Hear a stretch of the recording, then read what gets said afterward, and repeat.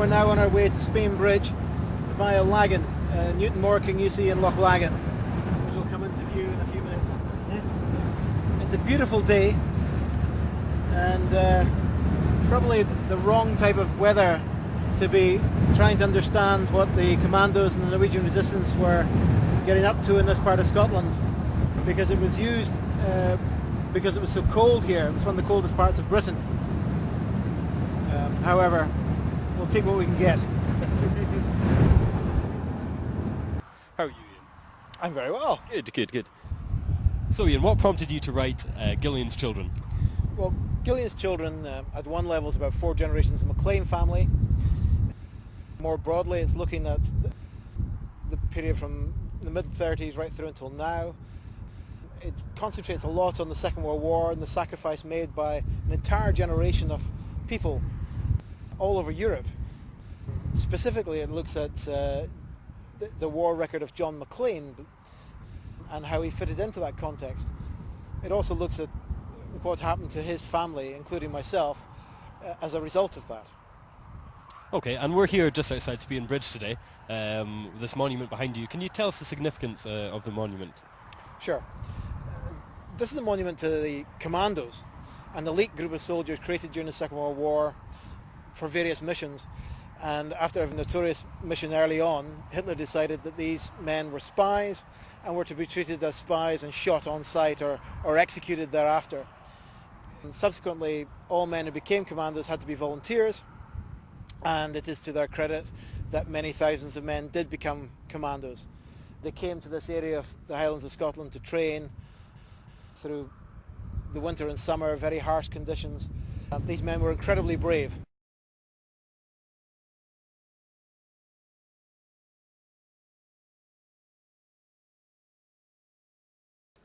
So we're here in Glenmore, Ian, which is a couple of miles outside of Aviemore in the Highlands of Scotland. And can you explain the significance of this area? Glenmore was very important during the war.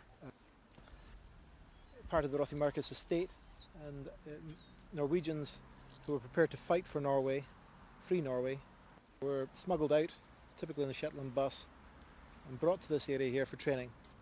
They lived in huts just down in front of this centre, and then they trained in the mountains behind me. Typically in the winter, skied, cold weather survival training, lots of explosive training, weapons handling, all went on here. Loch Morlich just in front of us, just beyond these trees. The beach area there is covered in broken glass because Norwegian soldiers were so often throwing Molotov cocktails around. It was quite an area, and every year many Norwegians come back to this area to remember their past, or for their children to see what their fathers got up to. So an ideal area to train in. Can you explain the connection between this area and the film Gillian's Children? Well, Gillian's Children is ostensibly about the war record of John MacLean, who wasn't Norwegian. He was from the west coast of Scotland, and he was in military intelligence. However, in one operation he joined with a group of British commandos based at Spain Bridge, the other side of these mountains. It was a combined operation between the Commandos and the Norwegian resistance, who were based here. 8 Norwegian resistance men and 30 British Commandos trained together in the mountains in preparation for blowing up the heavy water plant at Ruskin in Norway. That was eventually a successful operation, although an awful lot of men died doing it. But if it wasn't successful, it may well be the case that the Germans won the Second World War, because they would have got to the atomic bomb first. So this film, Ian, is it specifically about Scotsmen and Highlanders? No. The hero is a Highlander, but the story could be true of any family throughout the whole of Britain. For example, there were many Englishmen who wore kilts and were part of Highland regiments during the Second World War, and I think that's forgotten.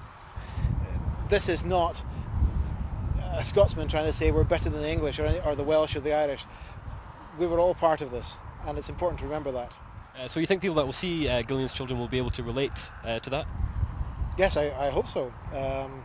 It's trying to capture a time that I believe we're in fear of forgetting.